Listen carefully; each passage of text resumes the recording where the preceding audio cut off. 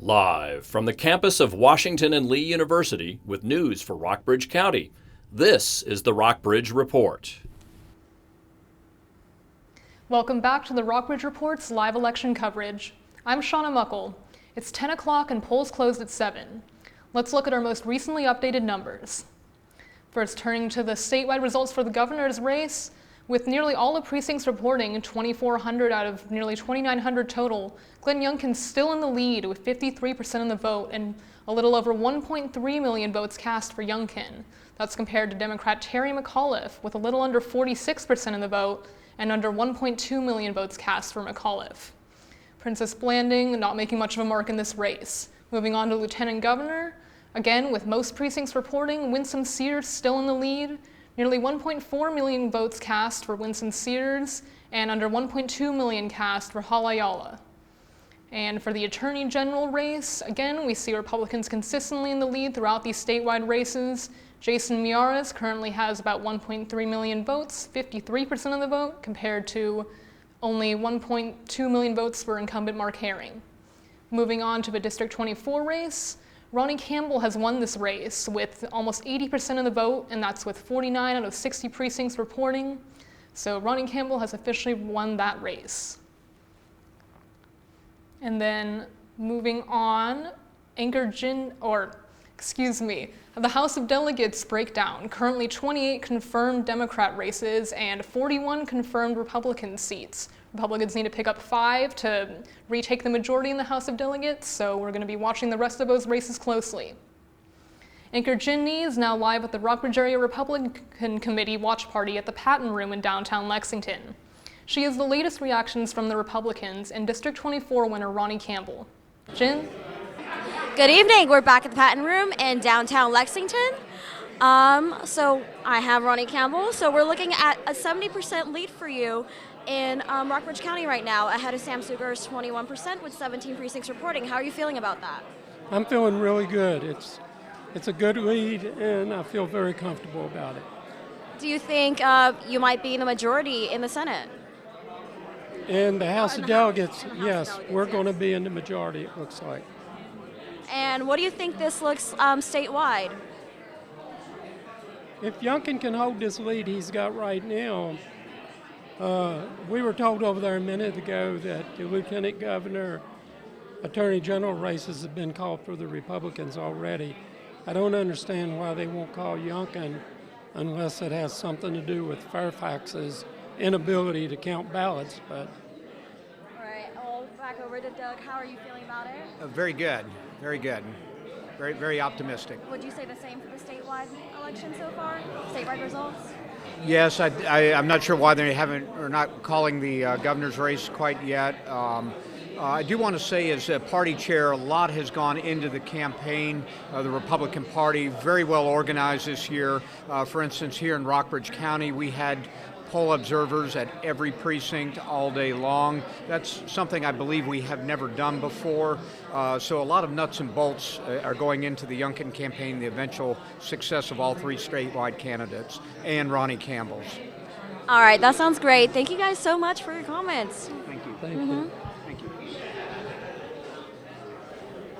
Turning back to look at the governor's race again, with some updated results. Again, Glenn Youngkin is still in the lead. Terry McAuliffe is still behind by quite a few percentage points, so that race still is on Youngkin's side. Next on the Rockbridge Report, we'll take a look at our local races. We'll be right back. Welcome back to Election Night on the Rockbridge Report. I'm Carly Snyder. Here are the numbers we're seeing in our local races. For the Board of Supervisors election in Walker's Creek, we have Albert Lewis II with 59% of the votes and Alex Lamont with 39.8% of the votes. For the Board of Supervisors election in Carrs Creek, we have Scott Guys leading with 51% of the votes and Daniel Lyons falling shortly behind with 48.3% of the votes. For our Rockbridge School Board election of Carrs Creek, we have Catherine Brown taking the lead with 56.9% of votes and Morgan McCown with a little over 41% of votes. For our school board election in Buena Vista, we have 4 seats and 5 candidates. We have Lisa Kerr taking the lead with 24.6% of votes, John Rice falling shortly behind with 21.3% of the votes, and John Roberts with 24.6% of the votes, and Charles Jolly with 21.3% of the votes. For our statewide governor update, we have Glenn Youngkin still in the lead with 53.1% of votes, Terry McAuliffe falling behind with 46% of the votes, and Princess Blanding with less than 1%. Coming up next, Shauna will break down the statewide races by locality. Welcome back. Let's take a look at the statewide race numbers being reported in Buena Vista, Lexington, and Rockbridge County. First, looking at the governor race in Buena Vista, with 4 out of 5 precincts reporting, Youngkin with a sizable lead here, 74% of the vote, to McAuliffe's 25%. Moving on to the Lexington governor results, with 3 out of 4 precincts reporting, McAuliffe with the lead here, 62% of the vote goes to McAuliffe in Lexington, compared to 37% for Youngkin. Then looking at Rockbridge County, with 17 out of 20 precincts reporting, an even larger margin for Youngkin than Buena Vista. Almost 78% of the vote goes to Youngkin, and just about 22% of the vote goes to McAuliffe. For lieutenant governor in Buena Vista, again, a sizable lead for the Republican candidate Winston Sears, 73% for Sears and 27% for Hala Ayala, the Democrat. And in Lexington, Ayala is in the lead in Lexington. She has 63% of the vote compared to Winston Sears with 37% of the vote. And in Rockbridge County, again, a very large lead for Sears, 77% of the vote for Sears, and just under 23% of the vote goes to Ayala in Rockbridge County. In Attorney General, again, we're seeing the same pattern, a Republican heavily in the lead, with 4 out of 5 precincts reporting, Jason Miaras has 73% of the vote compared to 27% for Mark Herring. And in Lexington, Mark Herring is again in the lead.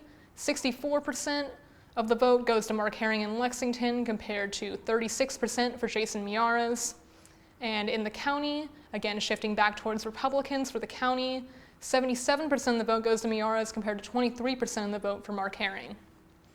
And again, looking at our House of Delegates race, Ronnie Campbell has won this race. With 4 out of 5 precincts reporting, Campbell has secured 75% of the vote compared to Sam Soger's 24%. And comparing that to Lexington results, Sam Soger is actually in the lead, only in Lexington. 63% of the vote goes to Sam Soger in Lexington compared to 37% for Campbell. In Rockbridge County, Campbell again very significantly in the lead. 78% of the vote goes to Campbell in Rockbridge County compared to 21% for Sam Soger. And then looking again at the statewide results for governor, Glenn Youngkin still in the lead in this hotly contested race with almost 2,500 precincts out of 2,900 reporting. Still 53% for Youngkin, 46% for McAuliffe. And now Anchor Jin Nee is live with our Democratic expert, Jack Eason, and our Republican expert, Sam Carley. Jin? Hello, we're back with Washington Lee students Jack Eason and Sam Carley, who will be telling us a little bit tonight about, what's happening statewide. Yeah, so right now with about 85% reporting, it's looking like Youngkin has a fairly comfortable lead. This is great news for Republicans in Virginia, as this is the first Republican statewide elected official in 11 years. And Youngkin's been able to do something that all those other Republican candidates haven't, and that is not just win the rural districts, but also gain some votes in the suburbs. And he was able to do this a lot in part about attacking Democrat COVID policy and school policy. A lot of the suburbs in Virginia have great, some of the top education systems in the country, but students have been out of school for over 2 years. Virginia public schools were some of the last to go in person, and that was a concern that was on a lot of parents' minds. And that's something that Youngkin's been able to capitalize a lot on, and unfortunately, McAuliffe made some blunders there as well. Yeah, I couldn't agree more. The outcome of this race is really, really bad for the National Democratic Party, as we've discussed before. The Virginia governor's race and other governor races that take place right before the midterm elections, which are coming up in 2022, they're often used as signals to see how the National Democratic Party is going to perform. And this race is indicating that it's not good. McAuliffe, the goodwill he earned during his first term as governor, which was by all means successful, obviously was not enough to carry him in this post-COVID, post-Trump era of Virginia state politics. All right, and what issues do you think have been carrying the race so far tonight? Like I mentioned, education and COVID policy were two big issues that I think really hurt McAuliffe and the Democratic Party. Ultimately, Joe Biden rode high on the COVID checks at the beginning of his presidency. People forget Joe Biden was a very popular presidential candidate in Virginia, and especially in the Virginian suburbs that McAuliffe's now losing.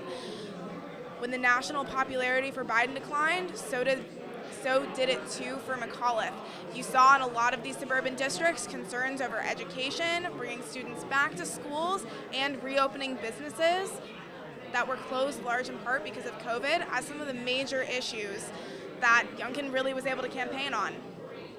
Yeah, I would disagree with Sam slightly in that I'm not so sure that this was an issues-driven campaign, Jen.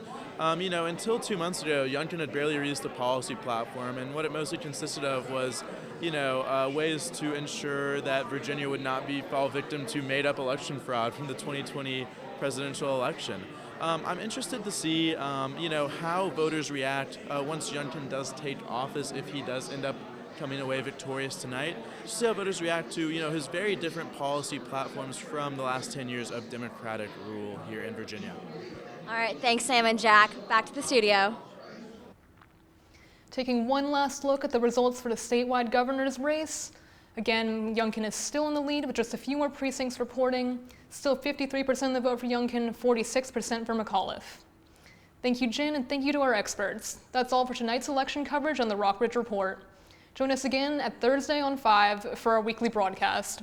And stay up to date on the election and more regional news at rockbridgereport.wlu.edu. Thanks for joining us.